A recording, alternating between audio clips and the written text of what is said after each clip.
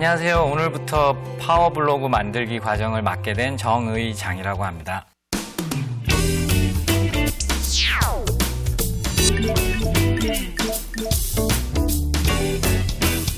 오늘부터 블로그의 가장 기초부터 블로그를 어떻게 해서 꾸며나가고 설정들을 구성을 하고 그 다음에 나중에는 나의 콘텐츠를 어떻게 하면 다른 곳에 많이 알릴 수 있고 그 다음에 나의 방문자들을 나의 블로그에 방문자들을 많이 유치를 시킬 수 있는 이런 방법들부터 내 개인 브랜드를 활성화시키는 방법까지 다양하게 살펴보도록 하겠습니다. 자, 오늘은 그 첫 시간으로요. 그 블로그에 대한 어떤 이론적인 기본적인 부분에 대해서 먼저 짚어보고 넘어가도록 하겠습니다.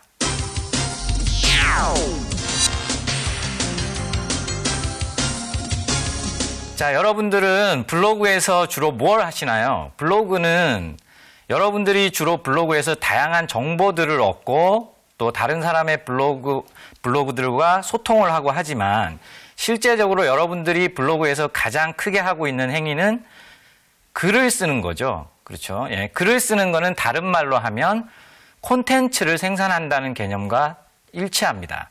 따라서 블로그는 한마디로 정의를 하자면 콘텐츠 생산 도구라고도 할 수 있습니다.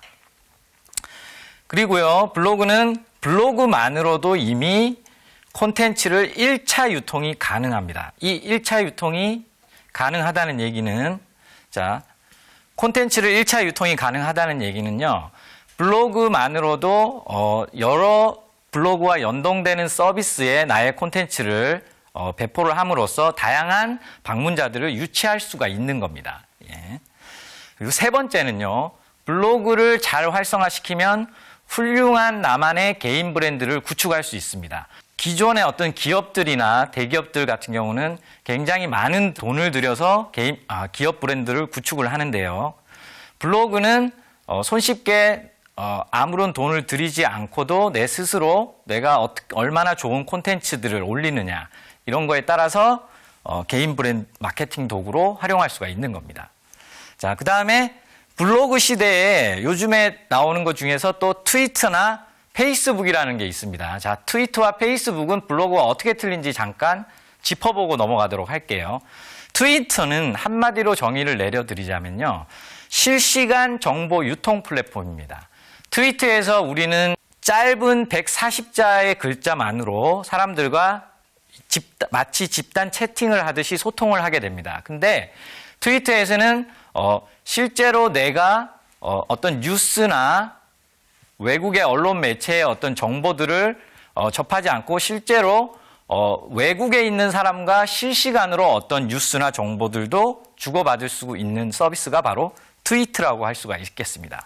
그 다음에 두 번째로요, 트위터는 개인들 간의 정보 전송 네트워크입니다.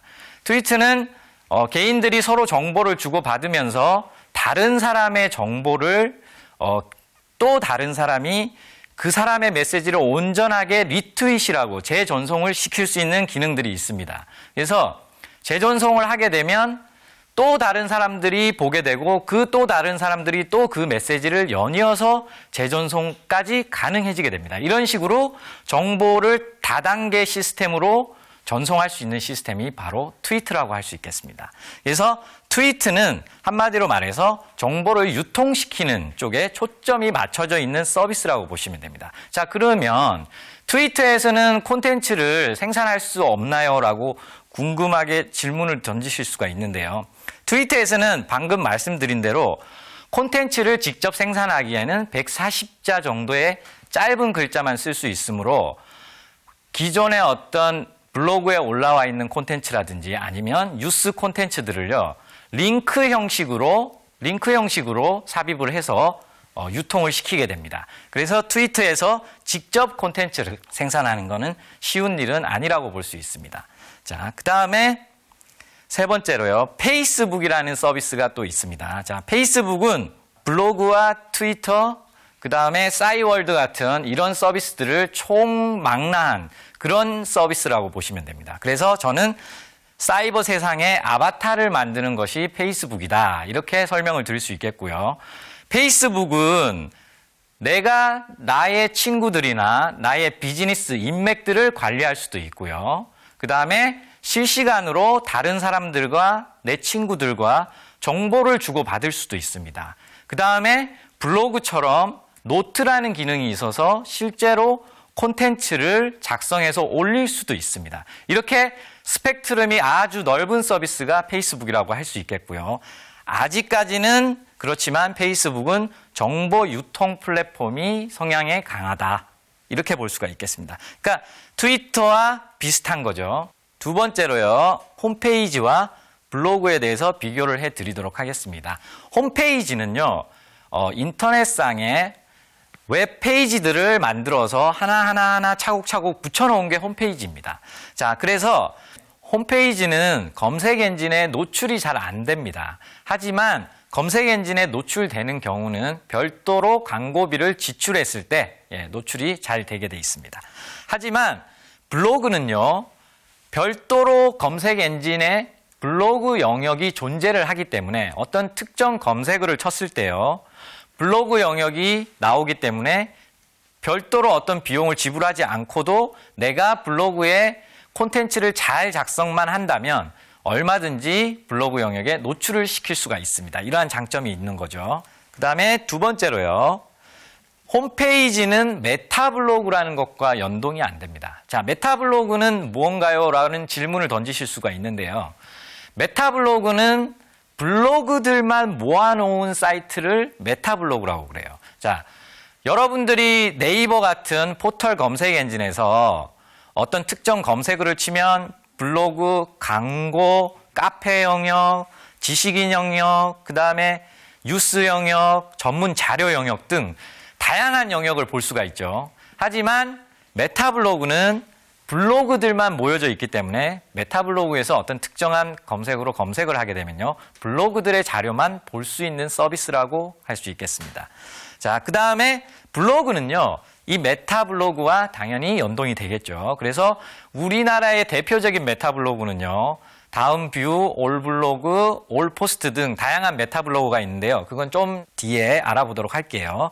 자, 그래서 어쨌든 블로그는 이런 메타블로그와 연동이 됨으로 인해서 또 다른 방식으로 방문자들을 쉽게 유입시킬 수 있는 이런 연동 서비스들이 있다는 겁니다. 자, 세 번째로 홈페이지는 RSS가 안 됩니다.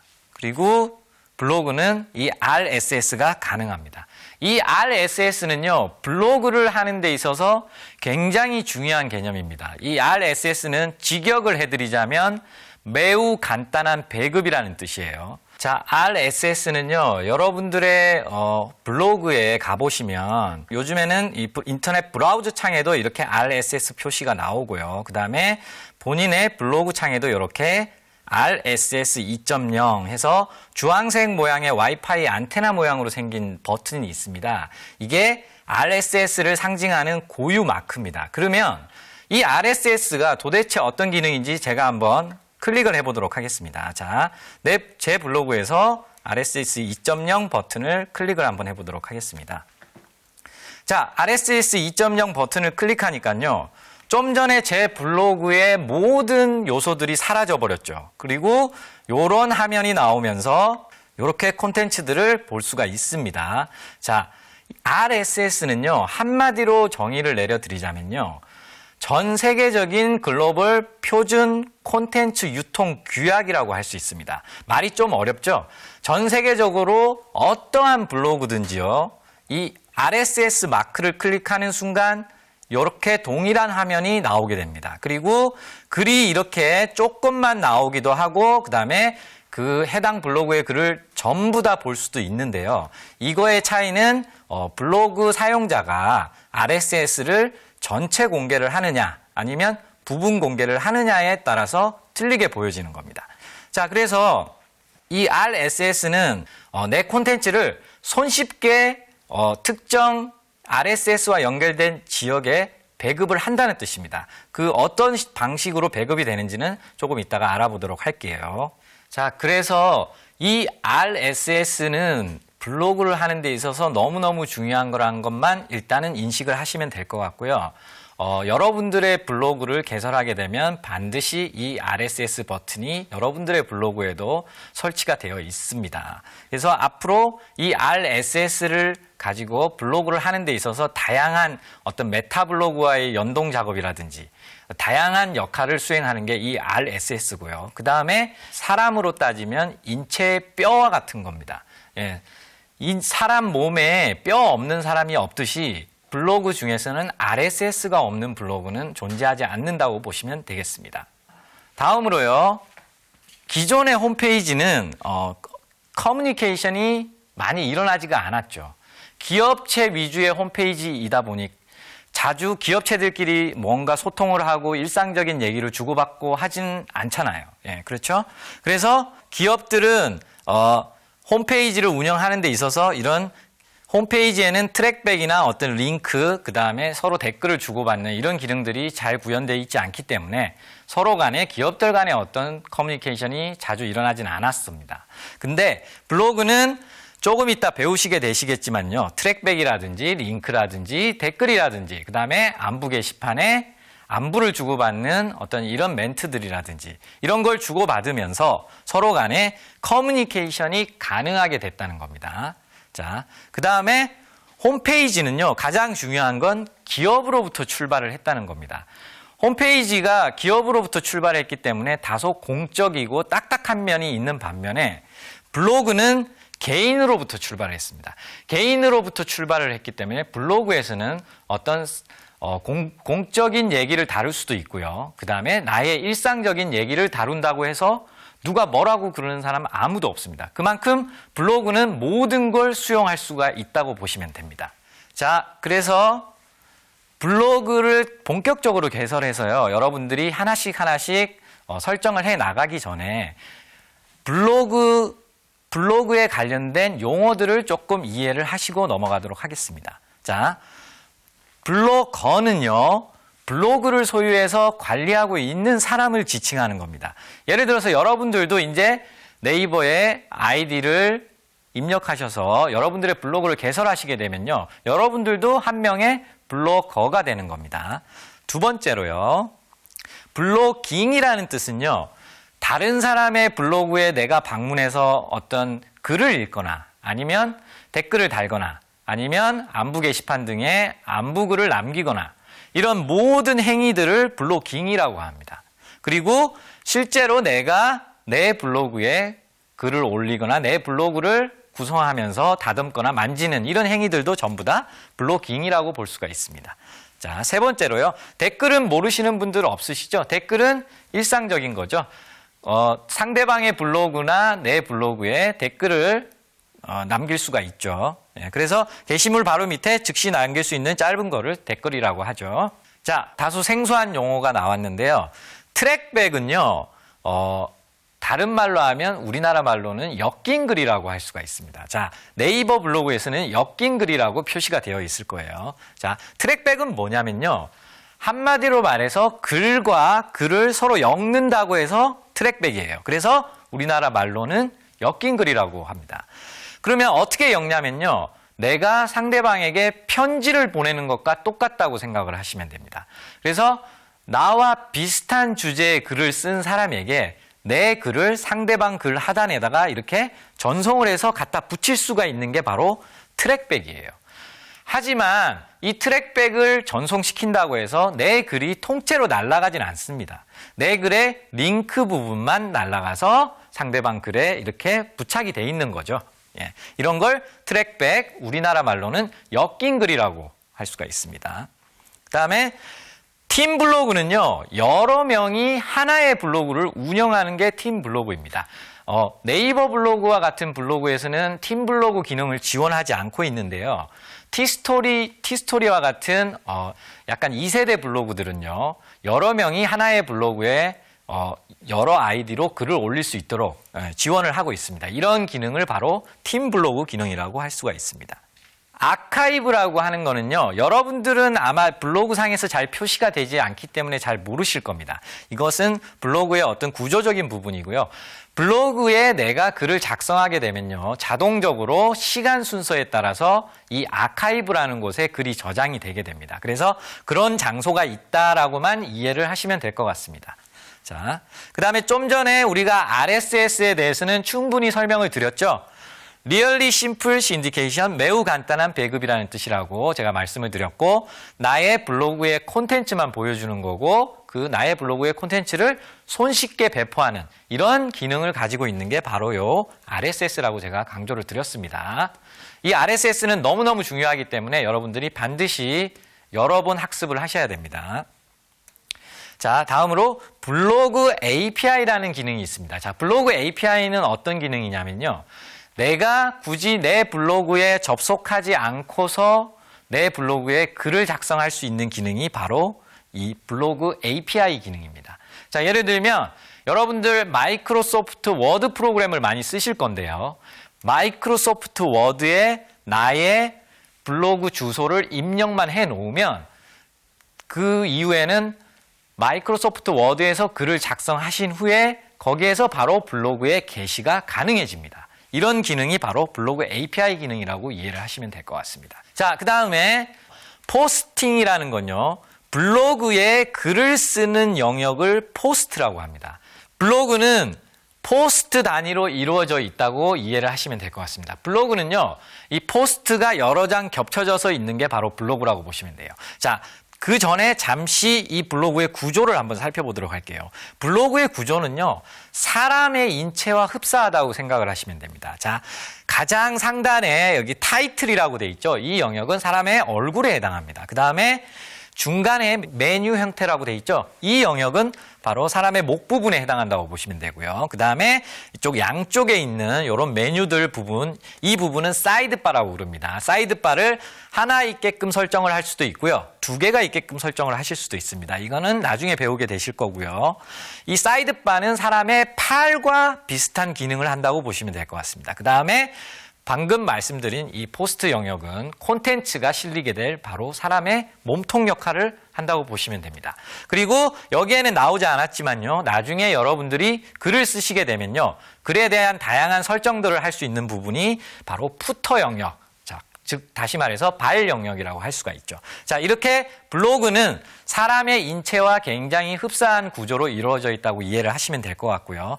그래서 본문 영역, 즉 글을 쓰는 쪽은 바로 포스트 영역이라고 이해를 하시면 될 것 같습니다. 그래서 포스팅이라는 단어는 블로그에 내가 글을 적는 행위 자체를 포스팅이라고 이해를 하시면 될 것 같습니다. 자, 그 다음에 아주 중요한 용어가 나왔는데요. 블로그 스피어, 메타 블로그는 좀 전에 앞에서도 설명을 드렸다시피 동일한 말입니다. 동일한 말이고, 메타 블로그는 블로그들만 모아놓은 포털 사이트라고 이해를 하시면 된다고 말씀을 드렸죠. 자, 이런 메타 블로그에 사람들이 자신의 블로그를 가입을 하게 됩니다. 가입을 하게 되면 우리는 이 메타 블로그에서 여러 블로그들의 글을 카테고리별로 모아서 별도로 볼 수가 있게 되죠. 그래서 대표적인 메타 블로그는 이런 손가락 모양의 추천 버튼이 있는 거 많이 보셨을 텐데요. 이거는 우리나라에서 가장 큰 대표적인 메타 블로그, 다음 뷰라고 하는 메타 블로그입니다. 그리고 또 다른 메타 블로그들로는요, 믹시, 올블로그, 올포스트 같은 이런 메타 블로그들이 있고요. 그 외에 기타 중소형 메타 블로그들은 아주 많습니다. 예, 그거는 여러분들이 최대한 많이 메타 블로그에는 가입을 해 놓으실수록 유리하고요. 메타 블로그에는 여러분들이 별도로 콘텐츠를 전송하실 필요가 없습니다. 메타 블로그에는 아까 설명을 드렸다시피 RSS라는 걸로 가입을 할 수가 있는데요. 여러분들 고유의 RSS 주소를 메타 블로그에 등록만 하면 그 다음부터는 내가 내 블로그에 글을 작성하는 순간 자동적으로 내 글이 메타 블로그에 전송이 되어지게 됩니다. 자, 이러한 방식으로 메타 블로그는 작동이 된다고 이해를 하시면 될 것 같아요. 그래서 여러 블로그들의 글이 메타 블로그에 전송이 되게 되면 그 수많은 글들 중에서 베스트 글들은요, 여기서 보시는 바와 같이 이렇게 다른 사람들의 추천을 많이 받은 해당 글이 베스트 글로 뽑히게 돼서 더욱 많은 방문자들을 내 블로그로 유치할 수 있게 되는 겁니다. 자, 그다음에 파비콘이라는 단어가 나왔는데요. 이 파비콘은 나의 홈페이지를 상징하는 아이콘을 내 홈페이지 주소줄 앞에 붙이는 겁니다. 자, 네이버라는 이 주소 앞에는 이렇게 네이버를 상징하는 검색창 모양의 마크가 붙여져 있죠. 자, 이런 걸 바로 파비콘이라고 생각을 하면 됩니다. 자, 그 다음에 위젯이라는 게 나왔는데요. 위젯은 마이크로 웹 서비스라고 보시면 됩니다. 자, 지금의 트렌드는요. 지금의 웹 트렌드를 잠깐 설명을 해드리자면요. 몇 년 전만 해도 웹 2.0이라고 그래서 여러 다양한 사람들이 정보를 공유하고 그 정보를 가지고 또 다른 2차 저작물들을 생산하는 이런 집단 공유, 집단 지성 이런 성향이 바로 웹 2.0 트렌드였는데요. 요즘에는 모든 정보들이 개인 맞춤형으로 나에게 찾아오는 이러한 서비스들이 곽광을 받고 있습니다. 이런 웹 트렌드를요. 요즘에는 웹 3.0 개인화 웹 서비스라고 용어를 붙였는데요. 자, 이 위젯도 그런 역할을 한다고 보시면 됩니다. 이 위젯에는요, 예를 들어서 구인구직 포털 사이트 같은 그런 사이트에서 그 구인구직 정보를 굉장히 조그만하게 마이크로 웹화 시켜서 그걸 이런 위젯들이 많이 모여있는 이런 위젯 뱅크라는 곳에 제공을 합니다. 그러면 다양한 블로그들이 자신의 마음에 드는 위젯을 자신의 블로그에 가져다가 설치해서 굳이 해당 사이트를 방문하지 않고 자신의 블로그에서 그 조그만 위젯을 통해서 정보를 미리 확인할 수 있는 그런 서비스가 바로 이 위젯 서비스라고 보시면 됩니다. 자, 스킨은 블로그의 외모라고 할 수 있습니다. 말 그대로 블로그의 디자인적인 요소를 지칭하는 걸 말합니다. 자, 그 다음에 아주 중요한 개념이 나왔는데요. 태그라는 개념입니다. 태그. 여러분들이 이 태그라는 개념은 굉장히 생소한 개념이실 텐데요. 이 화면은 제 블로그에 어떤 태그를 캡처해서 온 화면인데요. 다양한 이런 키워드들로 태그가 이루어져 있는데요. 태그는 한마디로 정의를 해서 설명을 해드리자면요. 카테고리를 좀 더 잘게 쪼개서 세분화시킨 게 바로 태그라고 볼 수 있습니다. 자, 예를 들어서 원빈의 이 아저씨라는 영화를 제가 한번 예를 들어 볼게요. 만약에 이 원빈의 아저씨라는 영화를 카테고리로 나누게 되면요. 한국 영화, 액션 영화 정도로 나눌 수밖에 없습니다. 하지만 이 액션 영화와 관련된 문서는 하루에도 너무나 많은 문서가 생산되어진다는 거죠. 너무나 많은 사람들이 영화를 보고 액션 영화와 관련된 카테고리에 글을 올리고 있기 때문이죠. 그래서 누군가가 이렇게 많은 문서들 중에서 원빈의 이 아저씨라는 영화를 정확하게 찾고자 할 때는 단순히 카테고리만으로는 굉장히 역부족인 거죠. 그래서 이 태그라는 개념이 나왔는데요. 카테고리만으로 분류를 하기에는 너무 범위가 넓기 때문에 아무래도 어떤 콘텐츠를 생산하는 사람이 가장 그 콘텐츠의 분류를 잘 알지 않을까. 이러한 개념에서부터 출발한 게 바로 이 태그입니다. 그래서 내가 작성하는 콘텐츠에 한마디로 말해서 내가 분류표를 붙일 수 있는 게 태그입니다. 분류 꼬리표를 붙이는 거죠. 그래서 만약에 원빈의 아저씨라고 그러면 한국 영화, 액션 영화도 원빈 아저씨의 하나의 태그가 될 수 있는 거고요. 그 다음에 원빈의 아저씨라는 영화에 출연하는 출연 배우 원빈, 그 다음에 캐릭터 이름 소미, 그 다음에 김세롬, 이 감독, 그 다음에 여기에 나오는 어떤 소재들 이런 것들 모두가 이 태그라고 할 수 있겠습니다. 그래서 검색 엔진에 이렇게 태그를 다양하게 넣어서 저장을 해 놓으면요. 생각외로 다양하게 사람들은 검색을 하기 때문에 그 다양한 단어에 의해서 내 문서가 검색되어질 기회가 많아진다는 거죠. 그래서 나중에 여러분들이 배우시게 되시겠지만 검색에 내 문서를 잘 노출시킬 수 있는 검색 엔진 최적화라는 방법을 배우시게 되는데요. 그때도 이 태그는 굉장히 핵심적인 역할을 담당하게 될 겁니다. 그래서 이 개념을 반드시 이해하고 넘어가시면 좋겠습니다. 자, 오늘 이렇게 첫 시간이어서 오늘은 블로그를 직접 개설하지 않고요. 기본적으로 블로그를 하기 전에 아셔야 될 기본적인 어떤 용어들이라든지 어떤 개념들만 이해하는 그런 시간으로 잡아봤고요. 오늘 뭐 첫 시간이 어땠는지 잘 모르겠는데요. 여하튼 앞으로는 하나하나 여러분들과 같이 아무것도 없는 블로그에서 근사한 블로그가 될 때까지 하나하나 짚어드리면서 넘어가도록 하겠습니다. 여러분들이 하시는 일이나 여러분들이 블로그를 꾸미는 일, 그리고 여러분들이 파워 블로그가 되시는데 큰 도움이 되셨으면 좋겠습니다.